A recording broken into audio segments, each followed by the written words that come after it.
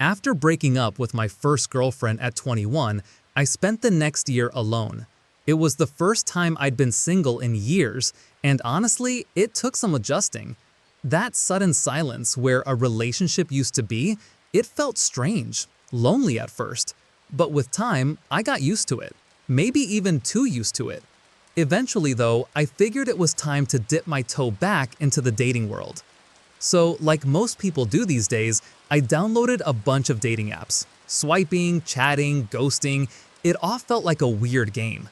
But out of all the apps, the one I used most was OkCupid. There was something about it that felt a little more genuine. That's where I matched with Brenna. She and I clicked almost immediately.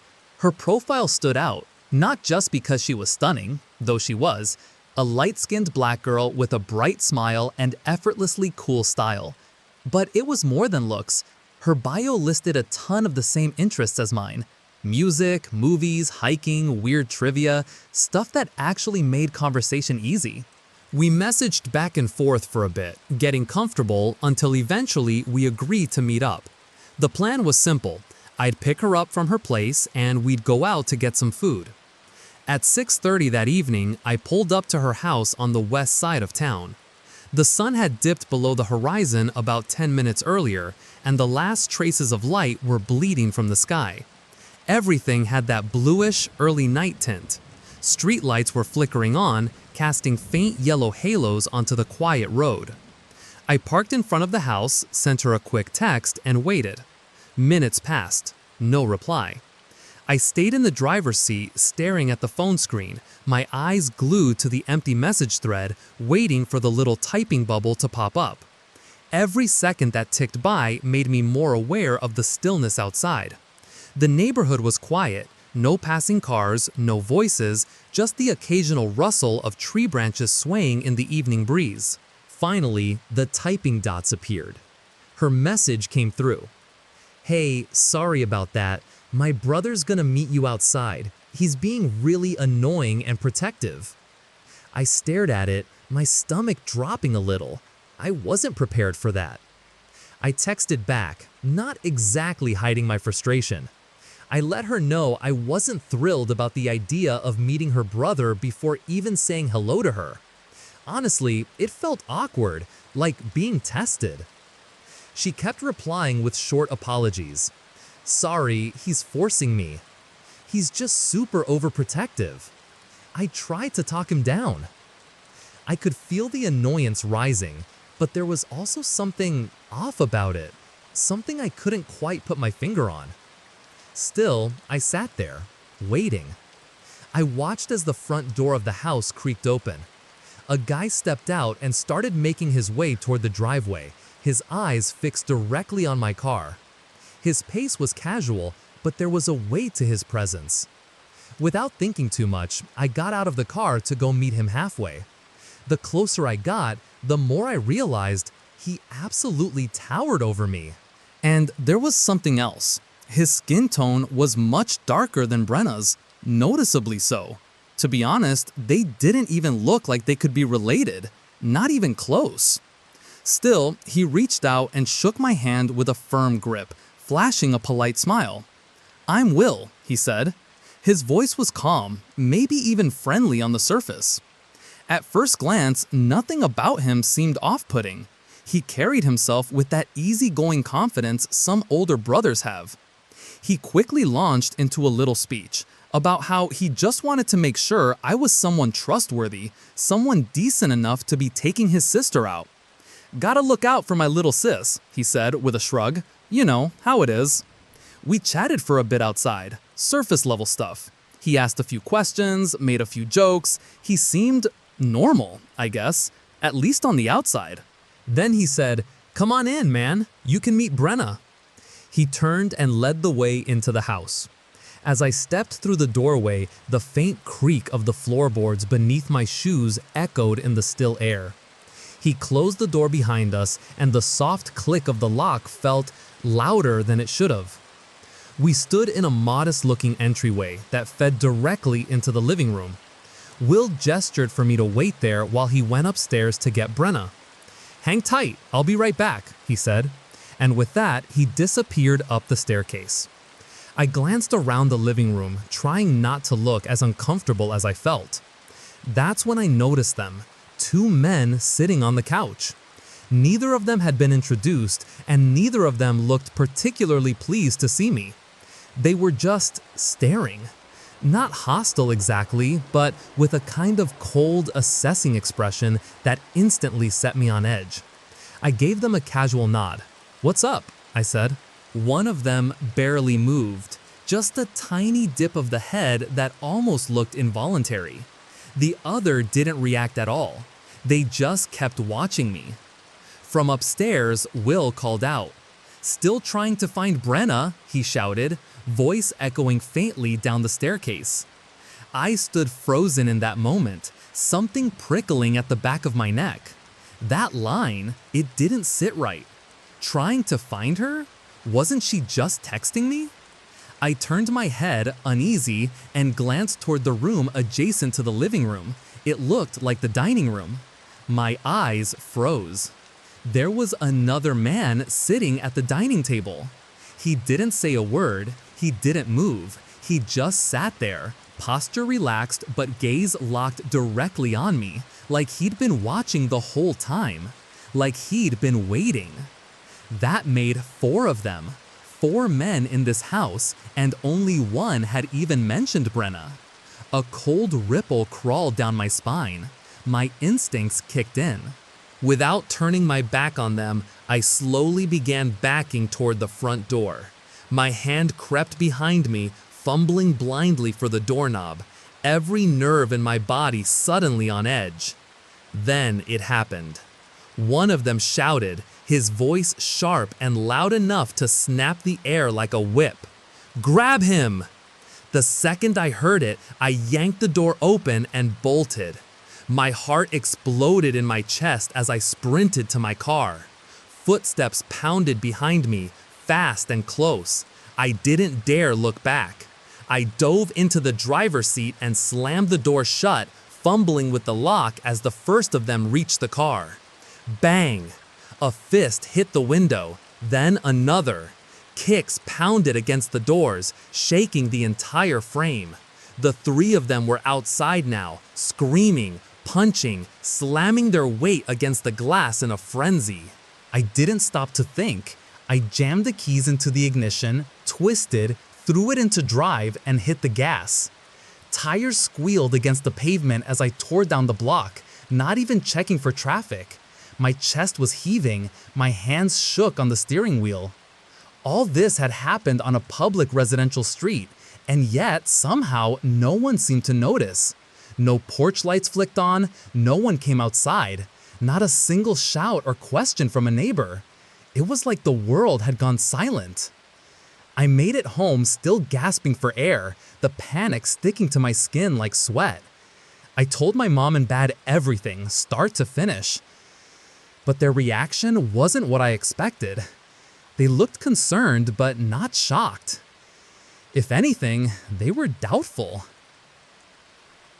"You sure you didn't misunderstand something?" "That sounds strange." "You should probably call the police." So I did. I filed a report, told them everything, address, time, every face I could remember. To my surprise, one of the neighbors near that house came forward anonymously. They had seen what happened, saw the group attacking my car as I tried to escape, and they backed up my story. Thanks to that, the police arrested 3 of the 4 men I saw in the house. One of them was Will, or whatever his real name was. The 4th man, the one who'd been in the dining room, couldn't be identified. It was like he'd vanished. That experience didn't stop me from using dating apps completely, but after that night, I was different, careful, suspicious, a lot more cautious than before. And I never, ever agreed to meet someone at their house again.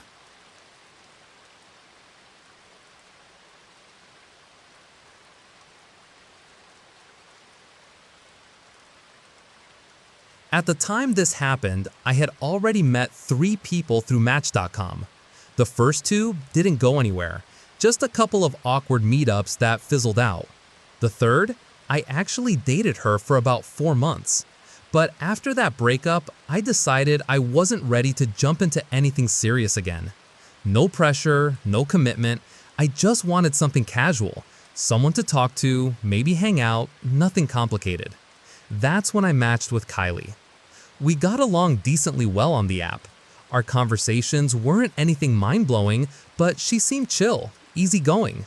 When I floated the idea of her coming over to my place just to hang out, she didn't hesitate. She was down. About half an hour later, she pulled up to my apartment. I met her at the door, and the first thing I noticed was how quiet she was in person. Almost uncomfortably quiet. She wasn't rude, just withdrawn. Her eyes didn't quite meet mine. Her posture was a little tense.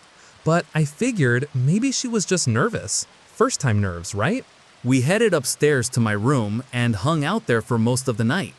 The TV was on in the background, playing something neither of us was really watching. We talked for a while, surface-level stuff at first. Work, hobbies, music, that kind of thing. But there were a lot of pauses, long, awkward silences that stretched too far, like both of us were waiting for the other to say something. I kept trying to restart the conversation, tossing out new topics just to keep things moving. I was doing my best, but it felt like trying to drag a boat through mud. And the whole time, in the back of my mind, this little voice kept asking, "Are we gonna kiss? Does she want me to lean in? Should I make a move?" But I couldn't tell. Her energy was unreadable. Hours passed. We were still talking, still sitting there, but something had changed. The more we talked, the more I started to feel uneasy. Something wasn't right. Kylie was becoming more and more emotionless. Her face had lost its softness. Her eyes drifted past me, staring blankly across the room. When she did speak, her voice was slower, flatter, like she wasn't fully present anymore. And the things she said, they were getting darker. She started talking about loss, pain, loneliness, and not in a poetic or dramatic way, just calmly, like she was reading from a script. A strange tension settled over the room. And for the first time that night, I started to wonder if inviting her over had been a mistake. Then she said something that caught me completely off guard. She thanked me for letting her sleep over. At first, I didn't quite understand what she meant, but then it clicked. When I'd said she could come hang out for the night, she had apparently taken it literally, as in stay the night. She got up from the bed slowly and stood there for a second before asking, quietly, "What blanket should I use for the floor?" It felt strange, not in a dangerous way, just unexpected, off. I grabbed a couple of extra blankets and pillows from the closet and did my best to make a makeshift bed for her on the floor beside mine. She thanked me again, her voice soft, expression unreadable, and then laid down on her side, facing away from me. I stood there for a moment, unsure what to say, before finally just turning off the TV and slipping into bed. The room dimmed to silence. We didn't exchange another word, not a good night, not a joke, nothing. And honestly, it was awkward, deeply awkward. I stared at the ceiling for a while, my thoughts churning. Every shift in the blankets, every creak in the walls seemed louder in the stillness. Eventually, though, I managed to drift off, probably about half an hour later. But something pulled me awake in the middle of the night. No noise, no jolt. I just woke. Groggy, I sat up and instinctively glanced over the side of the bed. Kylie wasn't there. Her bed on the floor was empty. The pillows and blankets looked undisturbed, as if she'd never laid down at all. A pulse of unease thudded in my chest. I leaned over and flipped on the bedside lamp. The warm yellow light filled the room, and I scanned every corner, expecting to see her standing somewhere, maybe in the doorway, maybe by the closet. But she wasn't there. The room was empty. Then I heard it. A voice, soft, muffled, coming from downstairs. It sounded like Kylie. I sat perfectly still, listening. The walls in my apartment are paper thin. Every creak, every whisper carries easily through the space. And this voice, though low, was unmistakably hers. The tone was calm, almost rhythmic, but I couldn't make out the actual words. I slipped out of bed as quietly as I could and crept toward the hallway. The lights upstairs were still off, and I stood at the top of the staircase in the dark, listening. The soft, strange murmur of her voice drifted up from below. She was definitely talking, but to who or to what? And why was she doing it in the middle of the night? I figured she was probably on the phone with someone, maybe a late-night call, maybe she couldn't sleep. Still, something didn't sit right with me. I needed to be sure. So I crept downstairs. The apartment was completely dark, save for a faint streetlight glow filtering in through the blinds. The floor felt colder than usual under my bare feet as I stepped into the kitchen. That's when I saw her. Kylie. But she wasn't holding a phone. She wasn't talking to anyone. She was just sitting there, perched stiffly on one of the chairs facing the wall, perfectly still except for her lips, which were moving in a slow, quiet mutter, whispering to no one. My breath caught in my throat. She didn't even seem to notice me at first, just kept speaking under her breath, her words too low and garbled for me to make out. I stood frozen at the doorway, heart pounding. "Kylie?" I said, barely above a whisper. Slowly, mechanically, she turned her head toward me. Her eyes met mine for a few long, unblinking seconds. There was nothing in them. No surprise, no embarrassment, just emptiness, a vacant stare. Then, without a word, she turned back to face the wall. I didn't wait. I turned and bolted upstairs, taking the steps 2 at a time, and rushed into my room. I crawled onto the bed and grabbed my phone with shaking hands, heart hammering in my chest. I dialed my dad. It rang and rang and rang again. Finally, on the 3rd try, he picked up, his voice groggy and concerned. "What's going on?" I tried to keep my voice low, but it cracked with panic. "Dad," I whispered, "there's this random girl I met online. I let her crash here tonight, and now she's downstairs, sitting in my kitchen, muttering to herself like some crazy person." There was a pause on the line. "Wait, what? Are you serious?" "She's just sitting there, Dad, staring at the wall, whispering." He sounded completely thrown off. "If she's having some kind of episode, you need to call 911. Get her out of there safely." I nodded, about to respond, when I felt it. That sudden, unmistakable sensation of being watched. I looked up. There, by the bedroom door, was a figure, a silhouette. Thin, still, motionless. Kylie. She was just standing there in the darkness, her slim frame silhouetted in the faint glow of the hallway light behind her. She didn't say a word. She didn't move. She just stared. The only sound was my dad on the other end of the line, his voice crackling through the speaker. "Hello? Are you still there? Hello?" And then she charged. Without warning, Kylie let out a blood-curdling scream and lunged straight at me. I barely had time to react before she was on top of me, hands clamped tightly around my throat, pressing down hard. I couldn't breathe. I thrashed beneath her, heart slamming against my ribs, the room spinning around me. But adrenaline kicked in. I twisted, pushed, grabbed her wrists, and somehow I managed to overpower her. I rolled us over and pinned her down against the mattress, her face still contorted in rage. "Dad, call the cops!" I screamed into the phone. I held her down as best I could, heart racing, arms trembling, and then dragged her down the stairs, half carrying, half pulling her until the front door. The police arrived not long after. They took her away, quiet now, calm, almost like none of it had happened. I filled out a few reports, signed some documents. The whole thing felt surreal, like waking up from a nightmare only to find yourself still in it. I don't think I slept that night.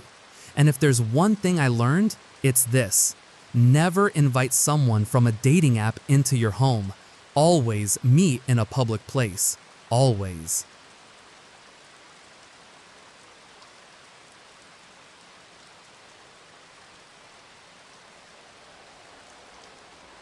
I've been single for most of my life. That's not to say I haven't tried to meet people, I have. Mostly through dating apps like Tinder or Badoo, but it was never anything too serious. Honestly, I mostly used them just for fun. And sure, over time, I've met some pretty weird people, but nothing, absolutely nothing, could have prepared me for what happened in February of 2014. It was the dead of winter. That time of year when it's too cold to go out and people turn to dating apps just to pass the time or find a little comfort indoors. The snow outside had that heavy, frozen hush that made the world feel strangely still. I was stuck inside like most nights, bored and half watching something on TV while swiping through Badoo. At any given moment, I was messaging 5 different girls, not because I was some kind of player, but because I knew how these apps worked. 9 out of 10 conversations went nowhere. They'd fizzle out after a few dry replies. You had to cast a wide net. But one conversation stood out. Her name was Maria. From the start, there was something about her. The way she talked, her timing, her humor, it kept me hooked. Every time I heard that signature triple note ding from Badoo and saw Maria sent you a new message pop up on my screen, I'd get a little spark of excitement. I couldn't help it. We chatted back and forth that evening, and things felt easy, smooth. Then I asked her, "You down to hang out tonight?" She replied almost immediately. "Yeah," she said, "what's your address?" I didn't even think twice. I sent it to her. She responded with, "I'll be right back." I sent another message. "Wait, give me your number, we can text instead." But she didn't reply. A few minutes later, I noticed her status had gone offline. Badoo had this feature where if someone wasn't active for a few minutes, it would show them as offline. So I figured, no big deal, she'll be back soon. I leaned back on the couch, TV still playing in the background, my phone in my hand. The room was warm, the windows fogged slightly from the cold outside. And I waited. Patiently. Still watching, still waiting. I kept checking the app every so often, refreshing the screen to see if Maria had come back online. But nothing. She stayed offline. Time ticked by. A full hour passed, and now it was getting kind of late for her to even come over. The initial excitement of the idea had started to wear off, replaced by a creeping drowsiness. My eyes felt heavy. The warmth of the room, the soft flicker of the TV, it all lulled me toward sleep. It had seemed like a fun idea for a minute, but now it just felt off. I powered off the TV, tossed my phone onto the nightstand, and went to bed. The next morning, I woke up early. Rain tapped gently against the window pane, and the sky was still draped in that dim pre-dawn gray. Everything felt damp, cold, and strangely still. I checked the clock. 6:30 a.m. A wave of relief hit me. It wasn't 11 or later. I could still get a bit more sleep if I wanted to. But like always, I reached for my phone. Half asleep, I unlocked the screen and started scrolling through notifications. A few standard junk emails. Then I saw something from Badoo. Actually, a few things. Maria had messaged me. I blinked, rubbed my eyes, and opened the app. The first message was timestamped around 3 a.m. "Hey, I'm coming now." Then at 3:20 a.m., "I'm here." And at 4 a.m., "I'm watching you." I stared at the screen. My body frozen, brain trying to catch up. Then I noticed she was online right now. And as I sat there, still groggy and confused, I heard that familiar triple-tone ding from Badoo. A new message. How did you sleep? A jolt shot through my chest.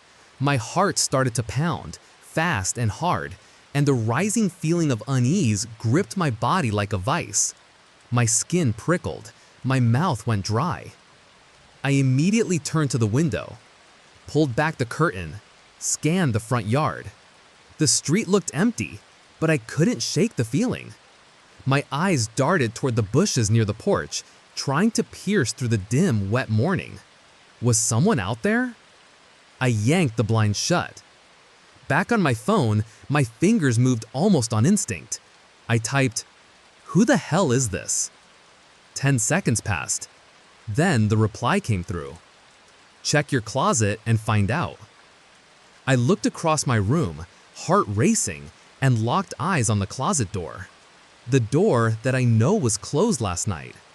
Now it was slightly open. Just enough to see darkness inside. Just enough to make my blood run cold. I froze. My breath caught in my throat. My entire body tensed, every hair standing on end. My mind scrambled for a rational explanation, but there wasn't one. Then, as if pulled by an invisible hand, the closet door began to move. Slowly. It creaked open a few more inches, revealing nothing but a deep black void inside. That's when I lost it. I started screaming, loud, panicked, raw. "Dad!" I shouted over and over, my voice cracking. To get out of my room, I had no choice. I had to run past the closet. The thought alone nearly paralyzed me, but I didn't stop. I bolted for the hallway, adrenaline taking over. I sprinted to my dad's bedroom, hoping he was there, but the bed was empty. And then I remembered. He wasn't home for the weekend.